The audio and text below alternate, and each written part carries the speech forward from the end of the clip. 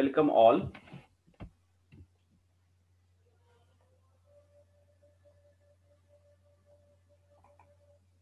Okay, quantum yield या quantum efficiency जो है, इसके पहले लेक्चर में अपन देखे थे क्वांटम यील्ड या क्वांटम एफिशिएंसी क्या।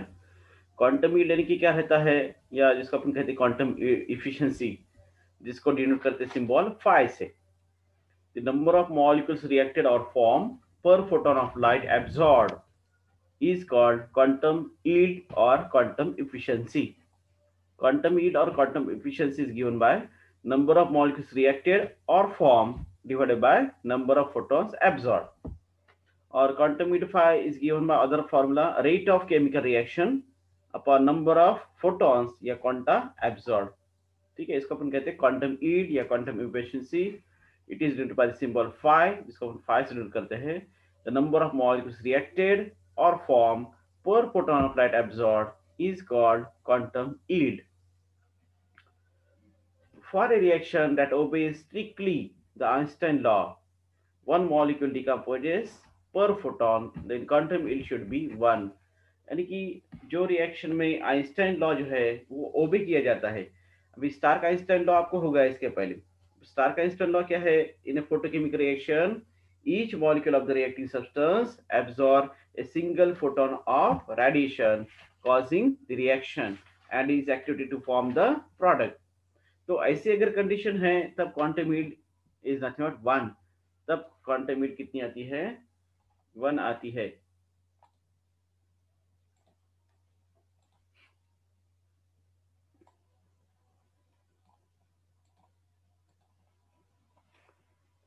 हाँ, जैसा स्टार का आइंस्टाइन लॉ में कहा गया है ये that each molecule of the reactive substance absorb a single photon of radiation causing the reactions and is activated to form the product. तो अगर ऐसी कंडीशन में है तब क्या हो जाता है? the quantum yield should be 1. लेकिन for a reaction that obeys strictly the Einstein law, then one molecule decomposes per photon, then quantum yield should be 1. देखिए ये जो फॉर्मूला है क्वांटम यील्ड का, ठीक है, ये फॉर्मूला. तो नंबर ऑफ मॉलिक्यूल्स रिएक्टेड और फॉर्म कितने हैं? तो 1. और नंबर ऑफ फोटॉन्स कितने एब्जॉर्ब हो गए? 1. यानी कि नंबर ऑफ क्वांटास एब्जॉर्ब कितने? 1. तो 1/1 ऑटोमेटिकली क्वांटम यील्ड 5 कितनी आने वाली? फिर वहां पर 1 आती है. तो 5 शुड बी 1. ठीक है, जो रिएक्शन में या जो रिएक्शंस आइंस्टाइन लॉ ओबे करते हैं, यानी कि one molecule decompose per photon, then quantum yield should be 1. When two or more molecules are decomposed per photon, the reaction has a high quantum yield. यानी कि दो से ज्यादा मॉलिक्यूल रिएक्ट या डिकम्पोज हो रहे हैं तब लेकिन क्वांटम यील्ड कितनी आने वाली है? phi is greater than 1. ठीक है, यानी कि ये जो फॉर्मूला है क्वांटम यील्ड phi के नंबर ऑफ मॉलिक्यूल्स रिएक्ट और form it is more than 1, ना एक से ज्यादा है, 2 से ज्यादा है, तब क्वांटम यील्ड ऑटोमेटिकली क्या होती है? 1 आती है. So that's why quantum yield will be high. वही second जो condition है, if the number of molecules decompose is less than 1 per photon, the reaction has a low quantum yield. देखिए the number of molecules decompose is less than 1, एक से कम molecule decompose हो रहे या react हो रहे, ठीक है, they can absorb the same, यानी कि they can absorb the one photon absorb करने के बाद में तब the reaction has low quantum yield. तब quantum yield क्या होती है? 1 से कम आती है. ये 3 कंडीशंस है, यानी कि एक तो ये quantum yield phi ये 1 रहेंगी, यानी जब नंबर ऑफ मॉलिक्यूल्स रिएक्टेड 1 है और नंबर ऑफ फोटॉन्स एब्सॉर्ब भी अगर 1 है तब क्वांटम यील्ड 1 आती है. लेकिन नंबर ऑफ मॉलिक्यूल्स रिएक्टेड अगर 2 से ज्यादा है लेकिन number of photons absorb only 1, then quantum yield will be high. The number of molecules react will be less than 1, but number of photons absorbed is 1, then quantum yield will be low. ठीक है, this about quantum yield. तो ये short notes के लिए आता है. इसके पहले लेक्चर में अपने देखे थे क्वांटम यील्ड या क्वांटम एफिशिएंसी, और एक बार आज अपने रिपीट किया इसको. Then we can see the experimental determination of quantum yield. Quantum yield जो है आप एक्सपेरिमेंटली कैसे डिटरमाइन कर सकते हैं? ठीक है, तो here the determination of quantum yield involves 2 steps. ये इसमें जो है क्वांटम यील्ड डिटरमाइन करने के लिए 2 स्टेप्स रहते हैं. this is nothing but the experimental diagram. Experimental diagram है. This is nothing but the beam of light, lens, filter और monochromator. This is nothing but the thermostat. ये thermostat है to maintain temperature. Temperature जो है रहता है constant maintain करने के लिए उसका use किया जाता है. This is nothing but the cord cell. इसमें रिएक्शन मिक्सचर जो रहता है वो लिया जाता है. W1 और ये W2, these are nothing but two windows. This is nothing but the slit and this is the detector. ये detector रहेगा. Understand? We can say that two steps में क्या रहेगा. First जो step है वो है measurement of amount of substance in unit time. That is nothing but the rate of reaction. This is the first step. देखिए rate of reaction determine करना है. That is nothing but dx upon dt. dx upon dt जो है rate of reaction का वो determine करने के लिए. So the rate of reaction is measured by the usual method as in chemical kinetics. जैसे chemical kinetics में rate of reaction measure किया जाता है, वो यूजुअल मेथड से भी आप रेट ऑफ रिएक्शन डिटरमाइन कर सकते हैं. यानी कि small quantities of samples are pipette out from time to time and analysed और the change in some physical properties such as optical rotation और refractive index forwarded to determine the rate of reaction. Rate of reaction determine करने के लिए ये जो chemical kinetics जो है उसका यूज किया जाता है. Small quantity of that sample we can take it or pipette it out from time to time and analyze, or the change in some physical properties such as optical rotation or refractive index, they are followed to determine rate of reaction.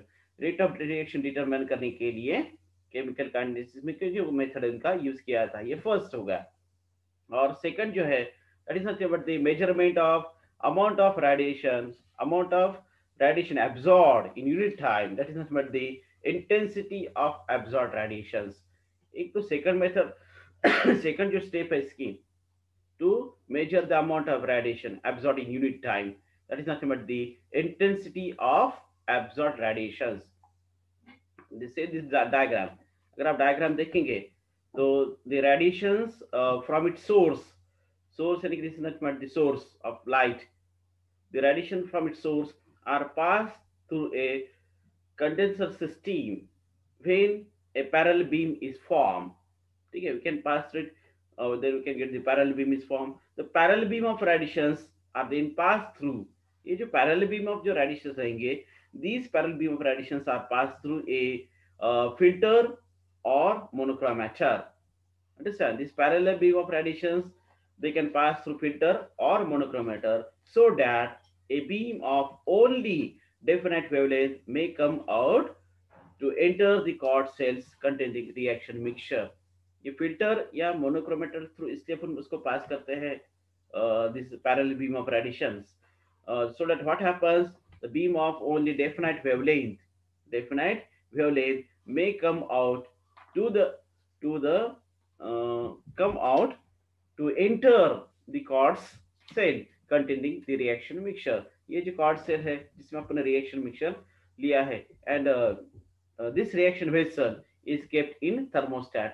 ये जो reaction vessel इसको अपने क्या किया है, एक thermostat में रखा है, so that temperature जो रहेगा reaction का वो constant रहेगा, because temperature is also affect on the quantum yield. quantum yield पर क्या करता है, temperature का भी असर होता है. तो constant temperature रहने के लिए रिएक्शन सेल जो रहता है, it is put in a thermostat में रखा जाता है. The quartz cell is fitted, this quartz cell is fitted with two optical plane windows, that is nothing but the W1 and W2. W1 and W2, these are the two windows for free exit and entrance of light radiation. Light radiation enter होने के लिए और light radiation बाहर गिरने के लिए ये जो विंडोज जो रहते हैं उनका यूज किया जाता है. The parallel beam is then allowed to enter the detector. बाद में ये जो पैरेलल बीम है ये कहा जाता है, तो it is allowed to enter in the detector. तो डिटेक्टर का काम क्या रहेगा, which measures the intensity of radiation coming out of the reaction cell. Intensity of जो radiation रहेंगी which are coming out of the reaction cell, ये measure करना detector का काम रहता है. The intensity of the radiation is measured with the reaction cell when empty and when the reaction mixture. Detector जो रहेगा वो क्या करेगा, it can measure the intensity of radiations coming out of the reaction cell. तो पहले जब reaction cell में कुछ भी नहीं है, एम्प्टी है, तब एक बार क्या किया जाएगा, we can measure the intensity of radiations. और जब रिएक्शन सेल है, यानी कि जो सब्सटेंस का आपको क्वांटम यील्ड डिटरमाइन करना है, जो मिक्सचर का या जो रिएक्टिंग सब्सटेंस है उसका, जिसका आपको क्वांटम यील्ड डिटरमाइन करना है, वो लिया जाता है क्वार्ट्ज सेल। ठीक है, तो we can measure the intensity of radiations when empty and when the reaction mixture. The difference between the two readings will give the amount of radiation absorbed by the reaction mixture. ये दोनों में का जो difference रहेगा वो वही क्या रहता है, it is not the amount of radiation absorbed by the reaction mixture. ठीक है, तो we can see that I absorbed is not I zero minus I T, when it is empty and when there is a reaction say reaction mixture, जब reaction mixture रहेगा तब उसको major किया जाता है। ठीक है, understand this experimental measurement of that amount of radiation absorbed in unit time. ये experimental determination of quantum yield है। इसमें का जो सेकंड जो रहता है, इंटेंसिटी ऑफ एब्सॉर्ब्ड लाइट कैसे मेजर किए जाते हैं, intensity of absorbed light, we can how we can measure it. तो क्या है इसके अंदर, when radiations from its source are passed through a condenser system, when a parallel beam is formed, then what happens, the parallel beam of radiation then pass through this filter or monochromator। ये जो filter या monochromator इसके through pass किया जाएगा, so that a beam of only definite wavelength may come out to enter the quartz cell containing the reaction mixture। ठीक है, कि यहाँ से जो बीम ऑफ जो लाइट निकल रही है उनको एक डेफिनेट वेवलेंथ रहेगी and they can enter into the reaction mixture, यानी कि क्वार्ट्ज सेल में जो अपने रिएक्शन मिक्सचर लिया है वहां पर वो फॉल हो जाएंगी। तो रिएक्शन वेसल जो रहेंगी, this reaction vessel is kept in the thermostat. The quartz cell is fitted with two optical plane windows W1 and W2 for free exist and entrance of light radiation। Light radiation के enter करने के लिए और light radiation exist करने के लिए W1 और W2 जो विंडोज का यूज किया जाता है। The parallel beam is then allowed to enter in the detector। बाद में ये जो पैरेलल जो बीम रहती है ये कहाँ जाती है, तो डिटेक्टर में चले जाएंगे, which measure the intensity of radiation coming out of the reaction cell। तो डिटेक्टर का काम क्या रहेगा, it can measure the intensity of radiation, it can measure the intensity of radiation coming out of the reaction cell। The intensity of radiation is measured with the reaction cell when empty। जब reaction cell empty रहेगा तब intensity of radiation कितनी है वो major किया जाता है, and when the reaction mixture, और जब reaction mixture रहेगा तब भी intensity कितनी है वो मेजर किया जाता है। The difference between the two readings will give the amount of radiation absorbed by the reaction mixture। ये जो दोनों में का जो डिफरेंस रहता है, it can give the amount of radiation absorbed by the reaction mixture।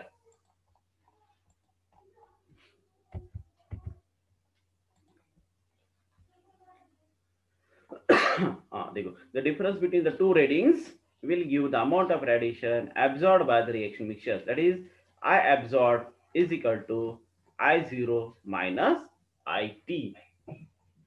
For this purpose thermopiles are used। इसके लिए लेकिन थर्मोपाइल जो रहते हैं उनका यूज किया जाता है। The thermopiles are multi-thermocouple functions and these are previously calibrated against standard light sources। So when any radiation fall upon them, the intensity of same is known। The quantum yield phi is determined by this formula, rate of reaction upon intensity of radiation absorbed। Quantum yield phi is equal to rate of reaction upon intensity of radiation absorbed। The quantum yield phi is equal to dx upon dt upon I absorbed। अब ये दोनों भी जो है we can major, ये दोनों को भी अपने मेजर किया है, क्योंकि experimental determination of quantum yield में it is take place in two step, दो स्टेप में होता है। एक तो पहले आपका क्या था, first step measurement of amount of substance in unit time, that is nothing but the rate of reaction. Rate of reaction यानी कि dx अपॉन dt ये डिटरमाइन करना है by the some chemical kinetics method. Chemical kinetics जो method है उससे। और second आई absorb जो अपने ये जो सेकंड जो स्टेप थी अपनी measurement of amount of radiation absorb in unit time, that is the intensity of absorb radiations, ठीक है। तो we can measure experimentally. So that's why quantum heat phi is calculated by putting the value of dx upon dt and I absorb, we can get the exact value of quantum yield. Okay, factors affecting the quantum yield. अब ये जो quantum yield जो रहती है उस पर quantum yield phi जो है उस पर which factor will be affected, कौन से फैक्टर असर करते हैं? तो chemical reactions depend on several factors such as wavelength of light absorb, its intensity, presence of inert gases, temperature etcetera. ये कुछ फैक्टर्स है कि जो क्या करते हैं क्वांटम यील्ड पर असर करते हैं। जैसे फर्स्ट फैक्टर है वो है टेम्परेचर। एंडोथर्मिक रिएक्शंस, अब रिएक्शंस दो टाइप के रहते हैं ये सबको पता है, एक है exothermic reaction and other is endothermic reaction. Exothermic reaction में क्या होता है, हीट इज इवॉर्ड, और एंडोथर्मिक रिएक्शन में हीट इज एब्जॉर्ब। तो जो एंडोथर्मिक जो रिएक्शंस है are extremely slow at ordinary temperature. Ordinary जो टेम्परेचर रहता है, रूम टेम्परेचर जो रहता है, at room temperature generally endothermic reactions are extremely slow at ordinary temperature. The quantum yield of such reaction increases with increase in temperature. तो ऐसे reaction में आप अगर टेम्परेचर बढ़ा देंगे तो क्वांटम यील्ड भी क्या हो जाती है, बढ़ जाती है। यानी कि we can say that that temperature is directly proportional to quantum yield. If you increase the temperature, quantum yield is also increases, but in endothermic reaction only. ये खाली एंडोथर्मिक रिएक्शन में ही होता है। If you increase the temperature quantum yield is also increases. The change in quantum yield with temperature is given by the formula this d phi upon dt is equal to q upon rt। यहाँ पर ये जो q है it is nothing but the amount of heat evolved by the formation of 1 gram mole of the substance, और ये r जो है it is nothing but the gas constant। r यानी कि क्या रहता है, गैस कांस्टेंट रहता है। t is nothing but the temperature, t यानी कि क्या रहता है, टेम्परेचर रहता है। ये फर्स्ट फैक्टर है जो क्वांटम हीट पर असर करता है जिसका नाम है टेम्परेचर, ठीक है। तो endothermic reactions are extremely slow at ordinary temperature. So in such case, the quantum heat of such reaction increases with increase in temperature. And in shortly, we can say that temperature is directly proportional to quantum heat. If you increase the temperature, quantum heat is also increases. A quantum heat is directly proportional to temperature. quantum heat ये temperature पर depend है। temperature बढ़ा देंगे तो quantum heat भी बढ़ जाती है। Second जो factor है वो है wavelength, जिसको आप डिनोट करते हैं लैम्बडा से। wavelength lambda. The energy absorbed per molecule of the reactant varies inversely as wavelength of light absorbed. That is, shorter the wavelength, greater is the energy absorbed, and therefore quantum will be higher at lower wavelength. यानी wavelength अगर कम रहेंगी तो quantum yield ज्यादा रहेंगी, and quantum yield will be lower at higher wavelength. Understand? देखिए wavelength जो रहती है उसका क्या असर गिरता है quantum yield पर? So the energy absorbed per molecule of the reactant varies inversely as wavelength of light absorbed. That is, shorter the wavelength, greater is the energy absorbed. जितनी wavelength कम उतनी energy ज़्यादा absorb होती है। इसलिए we can say that the quantum yield will be higher at lower temperature. यानी quantum yield is inversely proportional to, we can say that, wavelength. wavelength अगर कम है तो quantum yield ज़्यादा रहेगी, वेवलेंथ अगर ज्यादा है तो क्वांटम यील्ड कम रहेंगी, ठीक है। तो therefore quantum yield will be higher at lower wavelength and quantum yield will be lower at higher wavelength। Wavelength अगर ज्यादा है तो क्वांटम यील्ड कम रहती है, और वेवलेंथ अगर कम है तो क्वांटम यील्ड ज्यादा रहती है। It is inversely proportional to, कैसे। ये सेकंड फैक्टर है वेवलेंथ। थर्ड फैक्टर है लाइट इंटेंसिटी। तो the rate of photochemical reaction is directly proportional to intensity of radiation. The increase in light intensity increases quantum yield। यानी कि आप अगर light intensity बढ़ा देंगे तो क्वांटम यील्ड भी क्या हो जाती है, बढ़ जाती है। तो we can say that the intensity of light increases the quantum yield. The rate of photochemical reaction is directly proportional to intensity of light radiations, and that's why we can say that light intensity is directly proportional to quantum yield. यानी कि increase in light intensity increase quantum yield, यानी कि जितनी light intensity ज्यादा उतना quantum yield ज्यादा रहेगी, जितनी लाइट इंटेंसिटी कम उतना क्वांटम यील्ड कम रहेगी। It is directly proportional to. ठीक है, अंडरस्टैंड। और फोर्थ जो फैक्टर है वो है presence of inert gases. Inert gases, noble gases, real gases सबको पता है। इनर्ट गैसेस कौन से है? helium, neon, argon, krypton, xenon, radon. These are nothing but the inert gases. The addition of inert gases to the absorbing system in photochemical reaction increases the quantum yield. देखो क्या असर गिरता है inert gases का? तो the addition of inert gases, अगर आप inert gases का एडिशन करते हैं, हीलियम रहो, नियॉन रहो, then what happens there? The addition of inert gases to the absorbing system in photochemical reaction increases the quantum yield.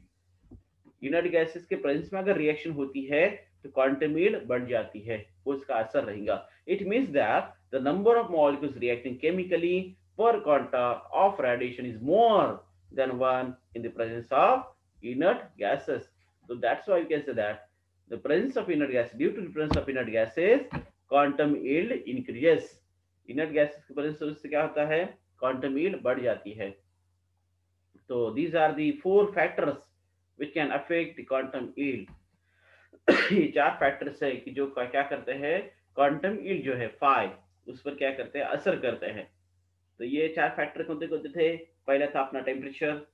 तो एंडोथर्मिक जो reactions रहते हैं उनमें क्या होता है, temperature is directly proportional to quantum yield, यानी कि आप अगर टेम्परेचर बढ़ा देंगे तो क्वांटम यील्ड भी बढ़ जाती है। ठीक है, अगर टेम्परेचर कम है तो क्वांटम यील्ड आपको कम मिलेगी।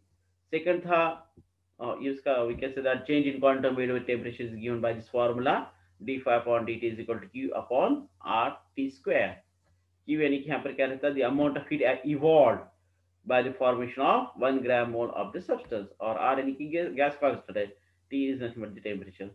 सेकंड था वेवलेंथ, है ना। वेवलेंथ का मैंने आपको कहा कि ये कैसा है, इनवर्सली है, यानी कि वेवलेंथ अगर लोअर वेवलेंथ है तो क्वांटम यील्ड आपको हाई मिलेगी। The quantum will be higher at lower wavelength, or quantum will be lower at higher wavelength. It is inversely proportional to wavelength कम अगर है, lower है तो quantum yield ज्यादा, wavelength अगर ज्यादा है, higher wavelength है तो quantum yield कम रहेगी। नेक्स्ट फैक्टर था लाइट इंटेंसिटी का। ठीक है, the rate of photochemical reaction is directly proportional to intensity of radiations, यानी कि the increase in light intensity increase the quantum yield, यानी कि जितनी लाइट इंटेंसिटी ज्यादा उतना क्वांटम यील्ड ज्यादा। It is directly proportional to, अगर लाइट इंटेंसिटी कम है तो क्वांटम यील्ड भी आपकी लो रहेगी, कम रहेंगे। नेक्स्ट जो फैक्टर था वो प्रेजेंस ऑफ इनर्ट गैसेस। चौथा जो फैक्टर असर करता है क्वांटम यील्ड पर, it is nothing but the presence of inert gases. The addition of inert gases to the observing system in photochemical reaction increases the quantum yield. देखिए inert gases के presence का अगर है, इसमें प्रेजेंस है तो quantum yield भी क्या हो जाती है, बढ़ जाती है। तो these are the four factors which can affect the quantum yield. Understand this about the quantum yield, determination of quantum yield. ठीक है, यहाँ से ये क्वांटम यील्ड के बारे में पूरा डिटेल्स है। अगर किसी कोई क्वेश्चंस है यू में आस्क। ये क्वांटम यील्ड डिटरमाइन करने का फॉर्मूला है, ये वो this formula, the number of molecules reacted or formed per photon of light absorbed is termed as quantum yield phi. Number of molecules reacted or formed upon number of photons absorbed, या फिर rate of chemical reaction upon number of photons या quanta absorbed। और ये फिर quantum yield एक कब रहेंगी, एक से ज्यादा कब रहेंगी, एक से कम कब रहती है, उसके बारे में। और ये experimental determination of quantum yield था। ये दो स्टेप्स में, टू स्टेप, यानी कि determination quantum yield involves two steps. दो स्टेप्स में आप क्वांटम यील्ड डिटरमाइन किया जाता है। एक फर्स्ट स्टेप में we have to determine the rate of reaction dx upon dt by usual that chemical methods. Chemical जो मेथड्स रहते हैं वो मेथड से आप रेट ऑफ रिएक्शन डिटरमाइन कर सकते हैं। और दूसरा जो था कि that experimentally we can determine the intensity of absorbed radiations. Intensity of absorbed radiation जो है वो डेटा यानी कि आई एब्जॉर्ब जो है, यानी कि difference between the two readings it can give the amount of radiation absorb, I absorb. ये डेटा ये मालूम करके भी आप आई एब्जॉर्ब मिलने के बाद में you can put up this values in this formula. ये फार्मूला में जब रखेंगे quantum heat phi is equal to dx upon dt and the rate of reaction upon intensity of radiation absorbed, I absorbed. So we can calculate this quantum heat. तो by experimental method we can also determine the quantum heat। और ये जो quantum heat आप determine कर रहे हैं तो उस पर which factor will be affect, कौन से फैक्टर उस पर असर करते हैं, तो उस पर ये चार फैक्टर अफेक्ट करते हैं। एक था टेम्परेचर, दूसरा था वेवलेंथ, तीसरा था लाइट इंटेंसिटी, और चौथा था presence of inert gases. Any question? किसी को कुछ क्वेश्चन है तो यू मे आस्क।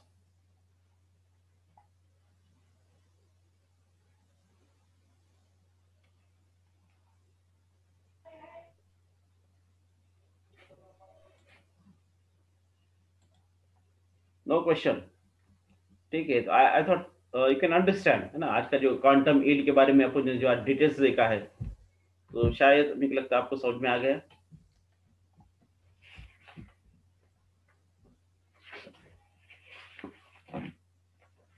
किसी को अगर क्वेश्चन है experimental determination of quantum yield के बारे में, या फैक्टर्स अफेक्टिंग क्वांटम ईल्ड के बारे में, या क्वांटम ईल्ड का फॉर्मूला हो गया, why quantum yield is 1, more than 1, less than 1।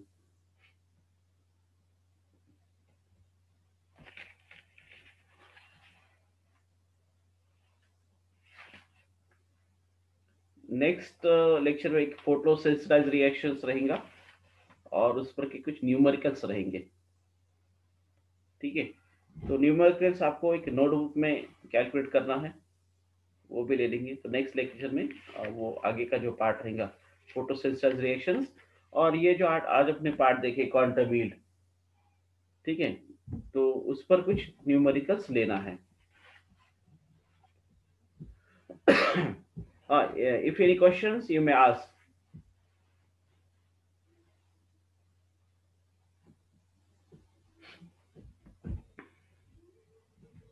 Okay, thank you.